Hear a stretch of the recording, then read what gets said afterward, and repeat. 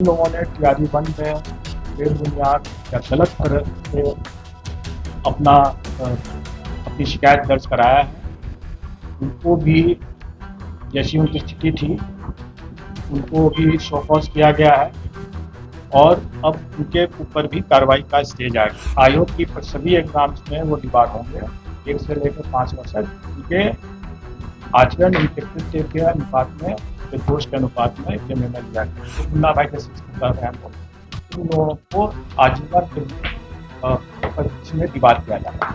सभी के शिकायत तो गलत ही पाए गए, लेकिन इसमें से करीब 42 के आसपास लोग जो हैं वो स्वतः वो सप्लीमेंट्री रिजल्ट में आ गए। तो वैसी स्थिति में उन पर कोई कार्रवाई नहीं। ऐसे अभ्यर्थियों जिनके द्वारा आयोग के छवि को धूमिल करने का प्रयास किया गया, उन सबों के ऊपर अब कार्रवाई का भी स्टेज आ गया है। और उसमें जिन लोगों ने टीआरई वन में बेबुनियाद या गलत तरह से अपना अपनी शिकायत दर्ज कराया है, उनको भी जैसी उनकी स्थिति थी उनको भी शो कॉज किया गया है और अब उनके ऊपर भी कार्रवाई का स्टेज आ गया। और आयोग ने यह निर्णय ले लिया है कि हम वैसे अभ्यर्थी जो कि दोषी पाए जाते हैं उनके दोष के अनुपात में उन्हें 1 साल से लेकर के 5 साल तक के लिए डिबार किया जाए।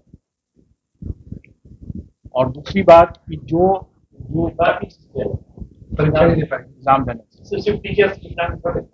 आयोग की सभी एग्जाम, आप प्रश्न बाद में पूछना। आयोग की सभी एग्जाम्स में वो डिबार होंगे 1 से लेकर 5 वर्ष तक। उनके आचरण, उनके कृत्य के अनुपात में, उनके दोष के अनुपात में यह निर्णय लिया गया।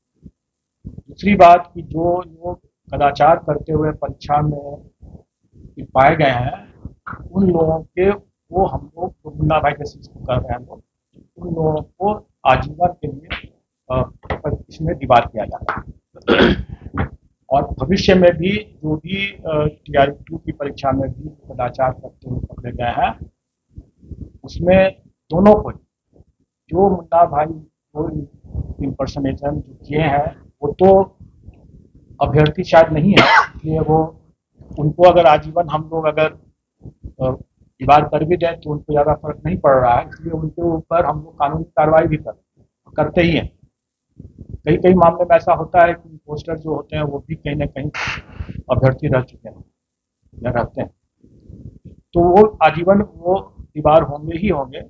उनके साथ साथ जिसके एवज में वो बैठा है वो तो अभ्यर्थी है ही, वो भी आजीवन डिबार होंगे।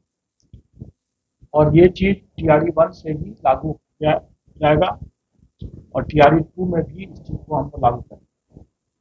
और वही प्रक्रिया जो परीक्षा फल प्रकाशन होने के उपरांत जो किसी को भी कोई जेन्युइन शिकायत है तो उनको हम लोग शिकायत पोर्टल के माध्यम से उनकी शिकायत भी हम लोग सुनेंगे। और जैसा मुझे जानकारी है कि टीआरई 1 में जो शिकायत पोर्टल जो हुई उसमें जो शिकायतें आई उसमें से सभी के शिकायत तो गलत ही पाए गए, लेकिन उसमें से करीब